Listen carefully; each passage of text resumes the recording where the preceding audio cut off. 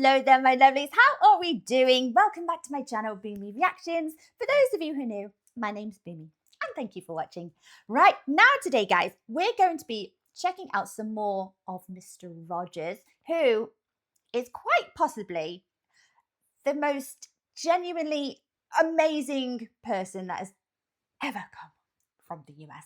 He is absolutely just outstanding. His contribution to child psychology, would you say, and children's services is just, I cannot praise it enough. I've only ever seen another compilation of Mr. Rogers and his TV appearances and little clips of his TV shows, and I was so quickly moved to tears.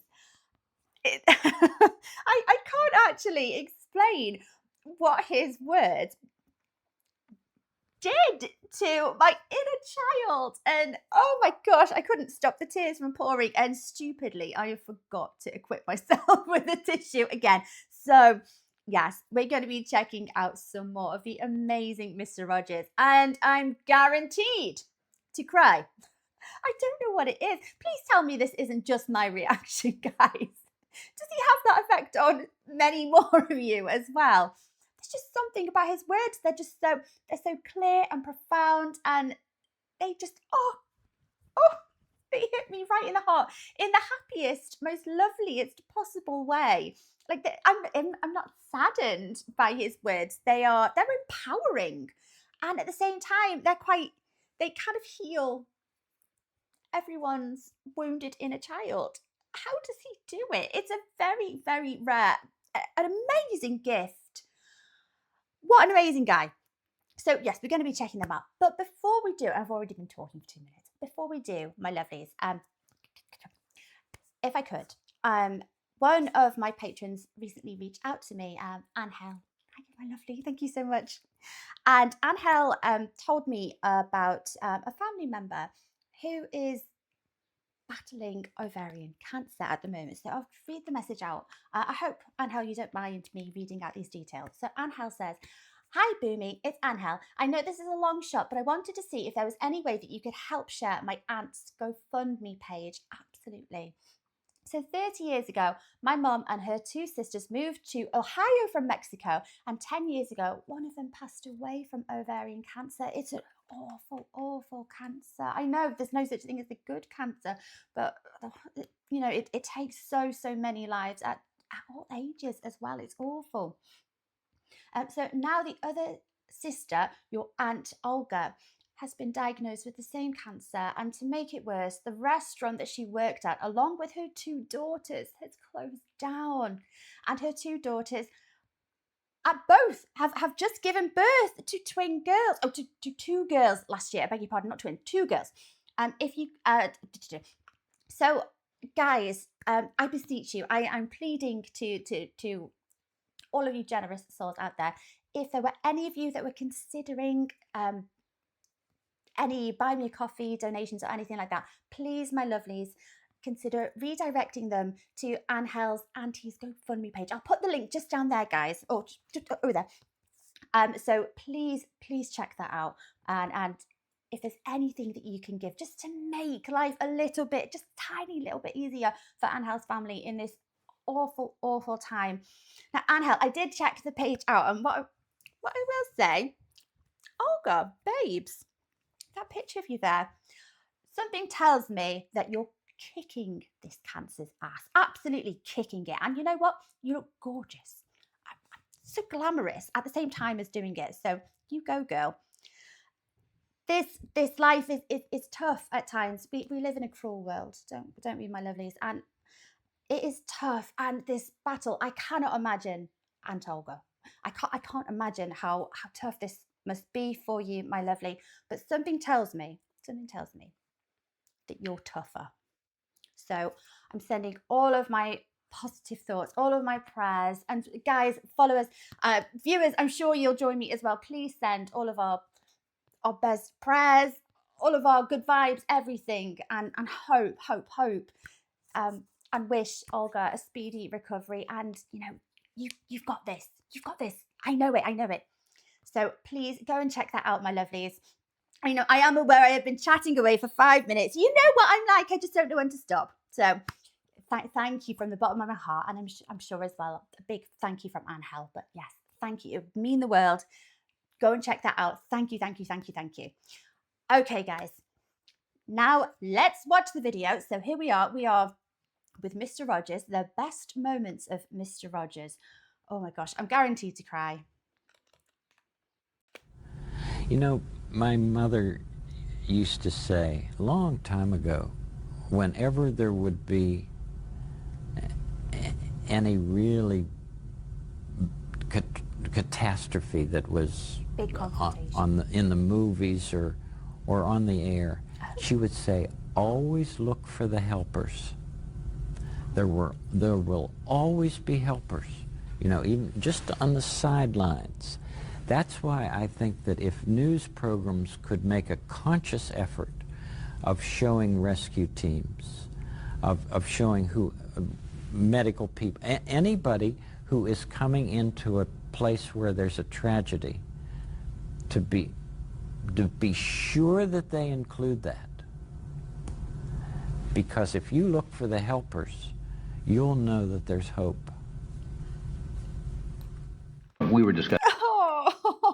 Oh, I was so sure his messaging now, the takeaway was going to be recognize the real heroes of the hour. Look for them and please offer your support because these are the real heroes that keep powering on. Where, you know, they might not be highlighted by the media, but always look for those. You know, his mom told him, because if you look for the heroes, you will see hope. Do you know, I don't claim to be the best parent or to have, you know, the most understanding of parenting or child psychology, but to raise an absolute upstanding gentleman like Mr. Rogers, you must be doing something right as a parent. You must be ticking all of those boxes subconsciously, and you could write a book. You could write the parenting book because he just seems like the most well-grounded individual, and his insight into not only a child's mind, into child psychology, but his insight into the human mind, and I would arguably say the soul. It's so profound and so articulate and so understanding and compassionate. It makes my heart so happy just to listen to Mr. Rogers because everything he says, it's just like, I don't know, it's like listening to just pure gold, and just it's so soothing and healing. It's such a good feeling to know you're alive. It's such a happy feeling. You're growing inside, and when you wake up, ready to say, I think I'll make a snappy new day. It's such a good feeling, a very good feeling. The feeling you know that I'll be back when the day is new, and I'll have more ideas for you. And you'll have things you'll want to talk about. I will too. You always make each day such a special day. You know how? By just your being yourself. I'll be back next time. Bye-bye. I don't know about anyone else, or maybe many of you had the pleasure of watching Mr. Rogers growing up, but as a child, I would have loved to have heard that message over and over again. And he says it a lot. And it's just basically, you're amazing for just being you. That's enough. That's enough for me. I love you because you're you. Oh gosh, he gets me every time. And do you know, I can't help but feel if Mr. Rogers ruled the world. If he went into politics, saying that he might have ended up a completely different person if he went into politics. But just imagine how well grounded and happy we would, as individuals, imagine how much happier we would all be. We'd all have so much more self-esteem. We would be confident. Hopefully we wouldn't be petty and materialistic and shallow people. I just think he's such an amazing role model. And it makes me actually quite giddy when I'm listening to his words. He hasn't got a bad voice at all, has he? I love listening to him sing. And even as he's talking, and it doesn't seem to matter who he's talking to, it's always very soothing, very, very softly spoken, very steady. The pace of the way that he talks is very steady. I could listen to this man all day and probably, end the conversation feeling amazing about myself with amazing self-esteem. We need more Mr. Rogers. Oh? Handyman Negri and Officer Clemmons, I presume. Correct as always, Your Highness. Could we take a close look at your badge here, Officer Clemmons? My friends, I think, can read it. Police. I have always felt policemen may be the most dangerous person in the neighborhood. Oh my gosh! That's Officer Clemmons! Hi! Oh my gosh, I feel like I've known him for a lifetime just from watching a few Mr. Rogers clips. I feel like I know him. Oh wow, I like the necklaces. Ooh. So to have me playing a police officer, I was tremendously hesitant. But there was something reluctant about Fred to let go. And I said, Mr. Rogers, I would be very happy to be on your program as long as it doesn't interfere with my singing. We've had it and now it can go. Oh my gosh, I don't think I've actually heard Officer Clemmons sing. Oh, this is a treat. We don't want the snow anymore. And he teased me about that for 20 years. He'd say, Officer Clemmons, are we interfering with your career? Are we interfering? He was relentless, but he also told me, he said, that was the moment I loved you. He said, because you were not going to kiss my ass. Those are Mr. Rogers' words. Wow, okay. So he's had this tremendous amount of respect for him right from very, very early on, because this is a man who just says it plain. Like he says in his own words, he's not going to kiss his ass. But he just says it how he is. And, he's very upfront, isn't he? Yes, I'll participate, but, this is my dream. This is what I do. It can't interfere with my career. And, you've got to respect that, haven't you? I'm British. We don't say what we do. Oh, there's Officer Clemmons. Hi, Officer Clemmons. Come in. Rogers, how are you? Fine, won't you sit down? Oh, sure, just for a moment. It's so warm, I was just putting some water on my feet. Oh, it Casually sure is. washing my Would you like to join me? It looks awfully enjoyable, but I don't have a towel or anything. Oh, you share mine. Okay. Sure. Around the country, they didn't want black people to come and swim in their swimming pools. And Fred said that is absolutely ridiculous.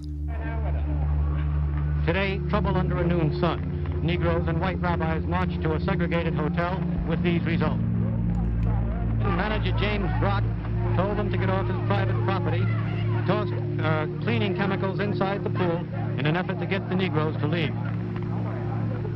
My being on the What am I watching? Guys, I probably sound incredibly naive, and you'll have to excuse me because it's a good thing that, I live in 21st century Earth. And I'd like to think that attitudes like this, when I hear and see things like this, it's alien to me. It's absolutely alien. And I cannot imagine anything more bizarre because it's ridiculous. And it's fortunate that I do live in a day and age where I will never understand this, because fortunately we live in such a different, more progressive, more forward-thinking world. This is absolutely shocking. You know, I'm aware that segregation and this awful racism, I'm aware that it happened, but it's so alien, because I'd like to think it doesn't happen as much. I'd love to think that it never happened. It should never be an issue at all for anyone. But it's crazy to look at footage like this and see people actually had these disgusting, these horrible opinions. Oh. Program was a statement for Fred. Cool water on a hot day.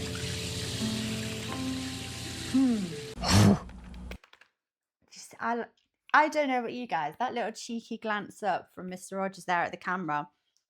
There's a defiance there, isn't there?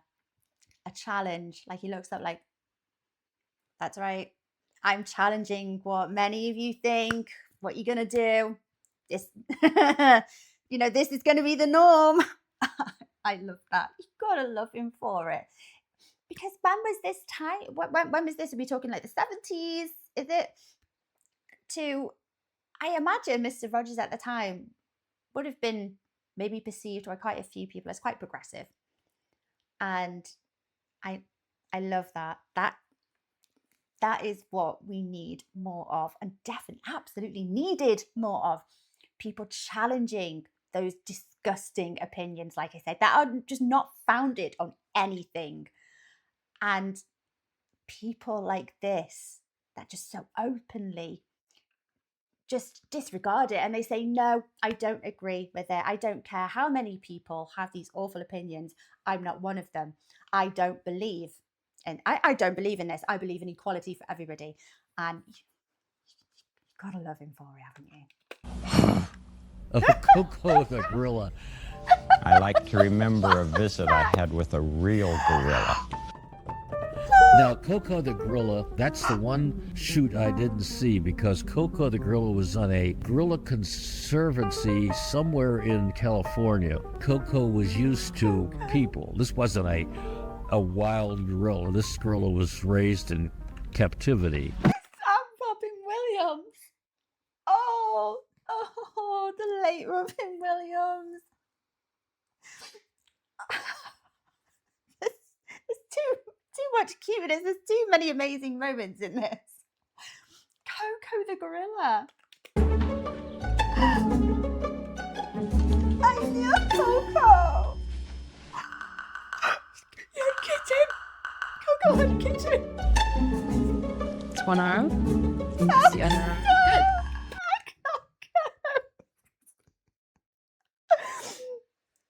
Oh, that's one of the cutest things I'm going to see for the rest of the day. Good, push it through. There was a trainer for these gorillas, and they taught them sign language. It's Red. She's teaching you a sign. Is that how you say red? They actually watched Mr. Rogers' neighborhood, the gorillas. And Fred Rogers went to California and actually went into the cage with Koko the gorilla. And we both have noses and eyes. And Fred was brave. I don't know if I'd want to go in a cage with a 1,000-pound gorilla. Yeah. With one swipe, he could knock you over. You'd be a The bit producer apprehensive, couldn't wouldn't be you? in the area where Koko was. She had to be out of sight, and they used their camera person because Koko was used to that person. And she, in a way, was used to Fred Rogers because she watched the program. Love. Oh my God. And Koko would say a few words to Fred, sign language, Adorable. and the trainer was with Fred, so everything was okay. Koko was fascinated with Fred Rogers' tennis shoes and started to unlace them. Doing a great job with You're really good at that. You wonder what association she made with seeing a video of Mr. Rogers, then seeing that same person in person. And I think in some way, she was making a connection because she loved his shoes and she would see the shoes on television. And she finally gave him a big hug. So nice. Thank you, Koko. Fred said he had the most fascinating time with this animal who was so curious about him. Where's Mr. Rogers? Peekaboo. Bear. And there was a lesson there, too, to show children appreciation for animals. There's just so many different things, isn't there? I'm just a warning, guys. I am going to be smudging makeup all over the place because I'm going to be an absolute flood of tears by the end of this, I think. There's so many valuable lessons to teach children here, isn't there? It's not just having an appreciation for animals. It's, kind of how he approaches and how he talks to Koko. And he's just so gentle and so, I don't know, he seems quite confident. Like, there's a confidence there. He doesn't seem apprehensive at all.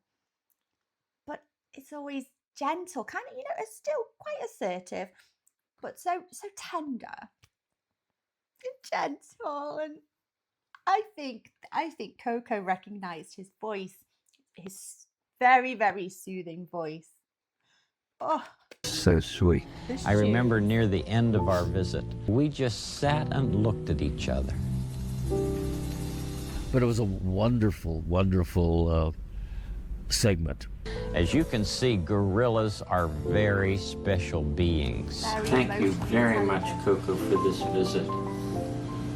I hope that we'll meet again. Oh, thank you.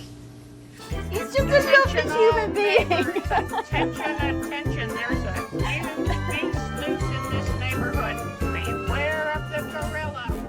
Well, I know that when I Did Koko influence a character on his show? walk out of the studio someday and there is a child who has Down syndrome, Right. for instance, and that child comes up and gives me a hug, I know that that's the field that I want to be growing in, because I see that people who are not the fancy people in this world I like his use are of the word the fancy. ones who seem to nourish my soul. And I want to learn how to be the best receiver that I can ever be, because I think graceful receiving is one of the most wonderful gifts we can give anybody. If we receive what somebody gives us in a graceful way, we've given that person, I think, a wonderful gift. This is my friend Jeff. It's just unbelievably humble. Being a graceful receiver is one of the greatest gifts that we can give anybody. Oh. You don't often see or hear from people who enjoy what they do so much, like Mr. Rogers here.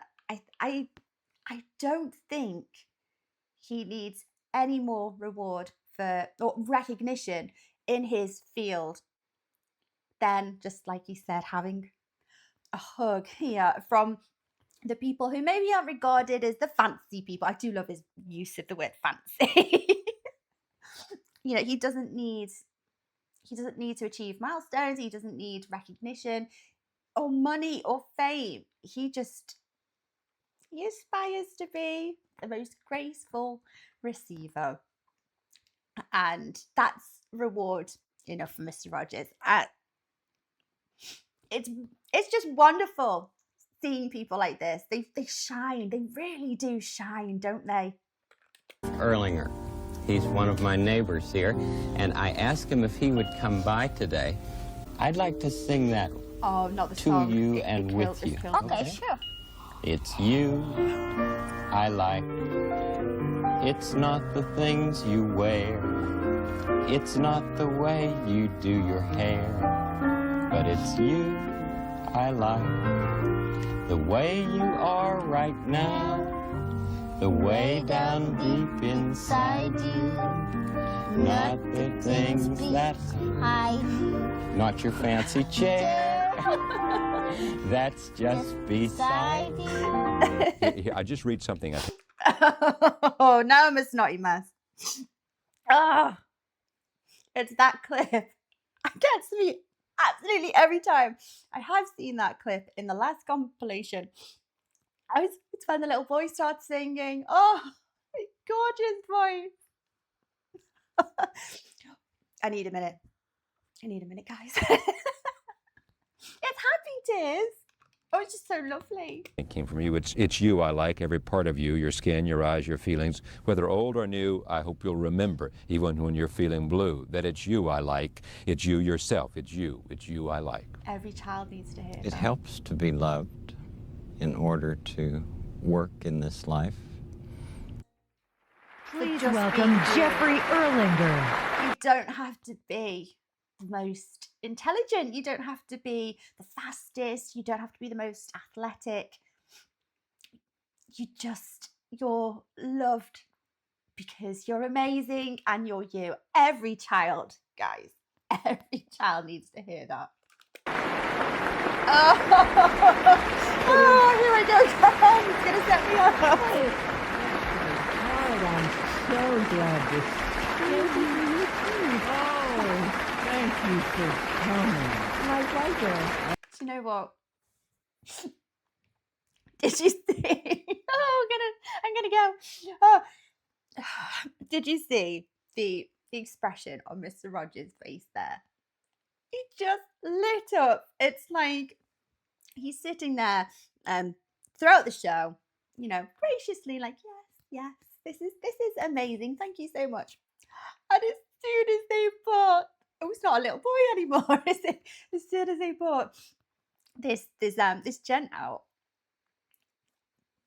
the look on his face, he just beams. He genuinely loves this field, doesn't he? He loves what he does. It's just, it's amazing watching. The snotty vest. What a surprise. They're going to sing one now. It's an honor to be here tonight, to be part of your this proud moment. You know, when you tell people that it's you I like, we know that you really mean it. And tonight, I want to let you know that on behalf of millions of children and grown-ups, it is you that I like.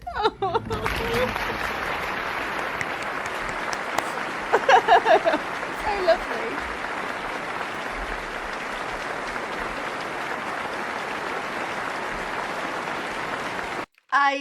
I absolutely adore Mr. Rogers. I can only look back at these television moments that have come and gone way before now.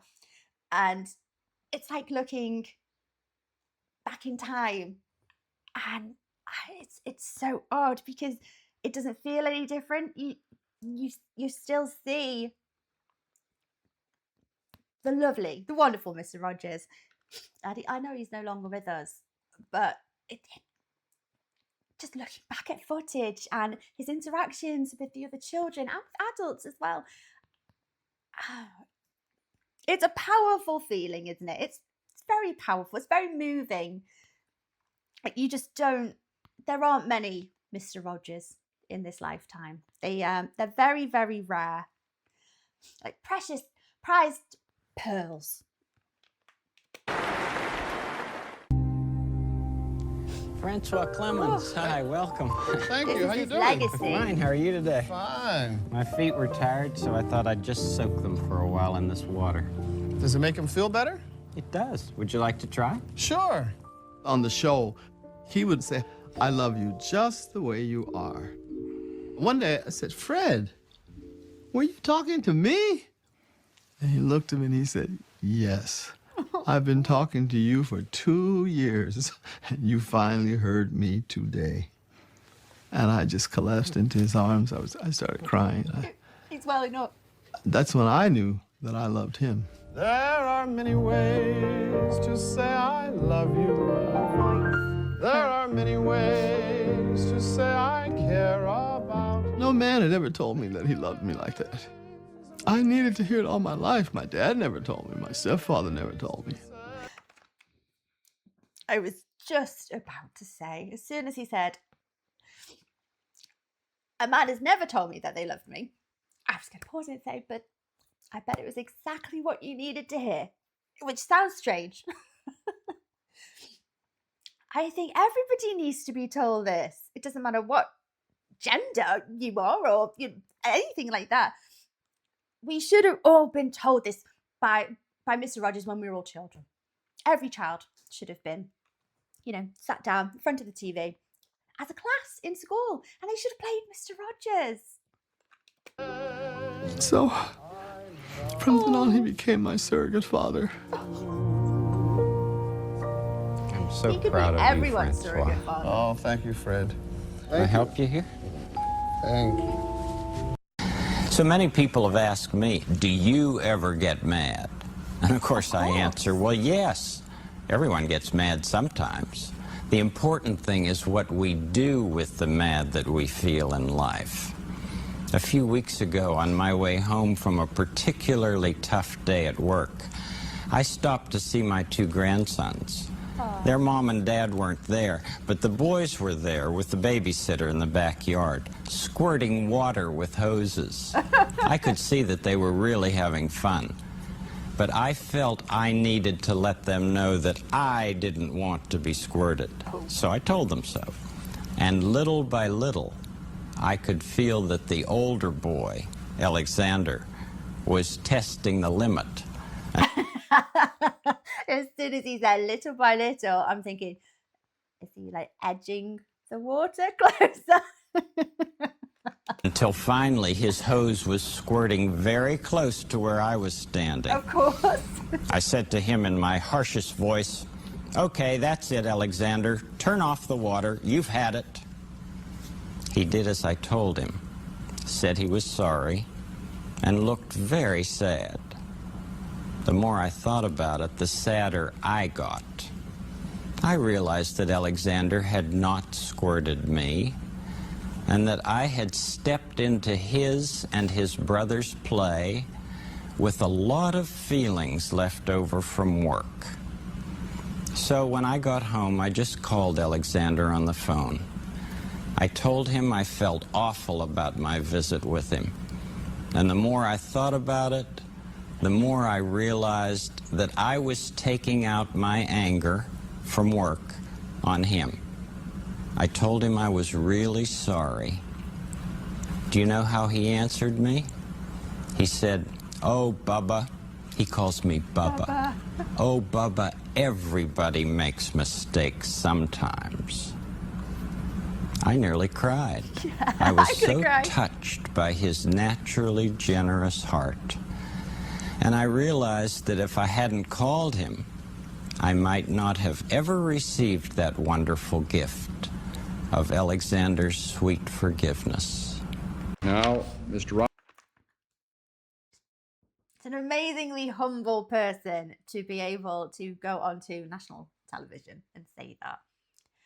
To, many of us feel like we have to hide these moments that when we look back, they can be quite shameful, No one wants to think that they're taking their anger out on their grandkids or their kids or anyone. And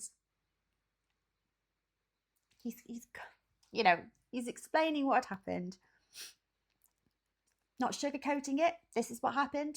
I felt really bad. I went home. But then, I don't know, it's still like he still learns from children. And I think a lot of us as adults were quite reluctant to do that. But, kids can teach us a lot. And, I think he's amazing. Rogers is certainly I one of keep the saying best it. things that's ever happened to public television, and his Peabody Award is testament to that fact. We in public television are proud of Fred Rogers, and I'm proud to present Mr. Rogers to you now. Fred. All right, Rogers, you got the floor.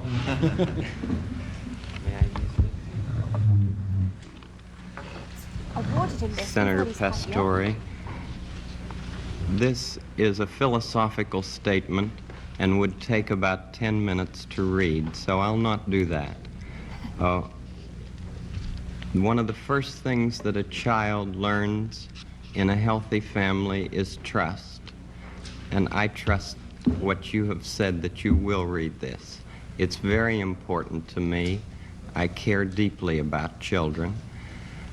My first children... Will it make you happy if you read it? I'd just like to talk about it, if it's all right. Sir. Okay. My first children's program was on WQED 15 years ago, and its budget was $30. Now, with the help of the Sears Roebuck Foundation and National Educational Television, as well as all of the affiliated stations, each station pays to show our program. It's a unique kind of funding in educational television. With this help, now our program has a budget of $6,000. It may sound like quite a difference, but $6,000 pays for less than 2 minutes of cartoons, 2 minutes of animated, what I sometimes say, bombardment. Bombardment. It's true, isn't it? If I imagine back then, you know, even $6,000, well, it's not going to get you that far in television, is it? I'm very much concerned, as I know you are, about what's being delivered to our children in this country. And I've worked in the field of child development for 6 years now, trying to understand the inner needs of children. We deal with such things as the inner drama of childhood. We don't have to bop somebody over the head to make him, to make drama on the screen. We deal with such things as getting a haircut, or the feelings about brothers and sisters, and the kind of anger that arises in simple family situations. And we speak to it constructively. How long a program is it? It's a half hour every day. Most channels schedule it in the noontime as well as in the evening. WETA here has scheduled it in the late afternoon. Could we get a copy of this so that we can see it? Maybe not today, but I'd like to see the program. I'd like very much for you I'd like to see the program itself, or any one of them, you see. We made No shame to 100 life. programs for EEN, the Eastern Educational Network, and then when the money ran out, people in Boston and Pittsburgh and Chicago all came to the fore and said, we've got to have more of this neighborhood expression of care. And this is what I give. I give an expression of care every day to each child to help him realize that he is unique. I end the program by saying, you've made this day a special day by just your being you. There's no person in the whole world like you, and I like you just the way you are. And I feel that if we in public television can only make it clear that feelings are mentionable and manageable, we will have done a great service for mental health. I think that it's much more dramatic that two men could be working out their feelings of anger, much more dramatic than showing something of gunfire. I'm constantly concerned about what our children are seeing. And for 15 years, I have tried in this country and Canada to present what I feel is a meaningful expression of care. Do you narrate it? I'm the host, yes. And I do all the puppets, and I write all the music, and I write all the scripts. Well, I'm supposed to be a pretty tough guy, and this is the first time I've had goosebumps for the last 2 days. You can see, can't you? You can see this this chap here. I would say softening. You can literally see if at first he was maybe a little bit like, okay, do you want the floor? You know, not quite, not making fun or anything like that, but you know, just I don't know what to call it. And you can see the more he listens to Mr. Rogers, the more he's warming to the things he's saying. He's softening. He's becoming a lot more receptive to Mr. Rogers' message. Just the way he talks, he's got such a soothing voice, Mr. Rogers, and it doesn't matter how loud everyone in the room could be, shouting at each other, aggressive, you know, very, very distracting. I would shut up and listen to every word Mr. Rogers had to say. It's so powerful, the effect that he has on people to listen and to really listen, not just hear him, but to listen to the words that he's saying. And it's not an overly complicated message, is it, guys? It's very simple, nurturing messages that he's presenting to us. I also said before about his contributions towards like child psychology, child development, adult psychology, but of course, mental health. Like, I think if we all just listen to these messages, especially as children, I think it, you know, the advancement for mental health and it's just come on leaps and bounds. We could learn so much. Well, I'm grateful not only for your goosebumps, but for your interest in our kind of communication. I don't get goosebumps, I just get Could I tears. tell you the words of one of the songs which I feel is very important? Yes. This has to do with that good feeling of control, which I feel that children need to know is there. And it starts out, what do you do with the mad that you feel? And that first line came straight from a child. I work with children, doing puppets in very personal communication with small groups. What do you do with the mad that you feel? When you feel so mad you could bite. When the whole wide world seems oh so wrong, and nothing you do seems very right. What do you do? Do you punch a bag? Do you pound some clay or some dough? Do you round up friends for a game of tag or see how fast you go? It's great to be able to stop when you've planned a thing that's wrong and be able to do something else instead and think this song. I can stop when I want to, can stop when I wish, can stop, stop, stop anytime. And what a good feeling to feel like this and know that the feeling is really mine. Know that there's something deep inside that helps us become what we can.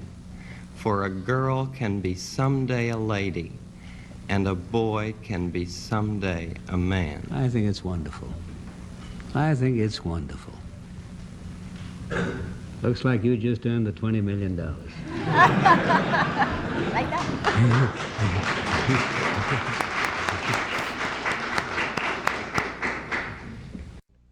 You know, it Mr. happened. Rogers for world leader. I'm just going to say it. I know he's no longer with us, but you know, if only we would have thought at the time. Mr. Rogers for peace talks, peace conferences, uniting nations. Why didn't that happen? Oh, this is amazing. It's that concept, that idea of injustice, which I think drives an awful lot of us and children as well. And it perpetuates that feeling of anger and it keeps it rolling and it makes it worse and it snowballs. But ultimately, it normally is grounded in feelings of injustice, and the feeling of being wronged, and it's not fair. And Mr. Rogers just put this in really simple terms. Children can understand it, they can relate to it. adults can understand this and relate to it. It doesn't need to be a complicated message. That's all it is. So often I walk down the street and someone 20 or 30 or 40 years old will come up to me and say, I would. "You are Mr. Rogers, aren't you?" And then they tell me about growing up with the neighborhood and how they're passing on to the children they know what they found to be important in our television work. Like expressing their feelings through music and art and dance and sports and drama and computers and writing, and invariably we end our little time together with a hug. I'm just so proud of all of you who have grown up with us, and I know how tough it is some days to look with hope and confidence on the months and years ahead. But I would like to tell you what I often told you when you were much younger. I like you just the way you are. And what's more, I'm so grateful to you for helping the children in your life to know that you'll do everything you can to keep them safe and to help them express their feelings in ways that will bring healing in many different neighborhoods. It's such a good feeling to know that we're lifelong friends. I can't contain it.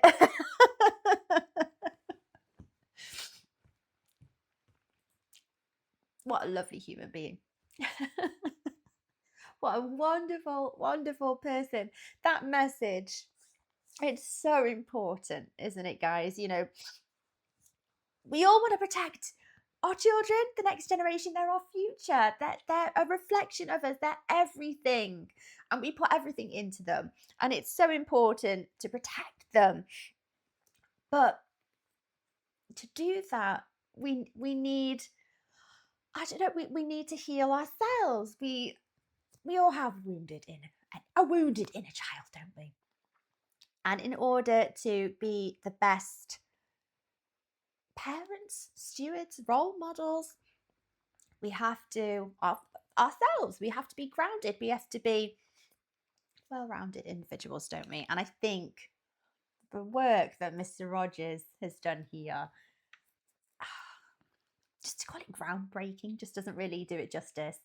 I think his words are like, they're just like rays of sunshine. They resonate. They speak to your very core, to your absolute soul. It's lovely. It's lovely. Oh, I'm happy for the rest of the day. I'm a snotty mess. I told you guys, I told you this would happen. It's always when I see Mr. Rogers. But yes, elated. I am. That's it. I'm like a ray of sunshine for the rest of the day now. Oh, just love listening to this wonderful, wonderful man. Amazing. Well, thank you very much for watching along with me, my lovelies. Hopefully not all of you are a snotty mess like me. I did warn you though. Guys, take care of yourselves. Oh my gosh, and once again, please check out Angel's and Olga's GoFundMe page. If you could, that would be amazing. Thank you in advance, my lovelies. Take care of yourselves, and I will see you next time. Bye-bye.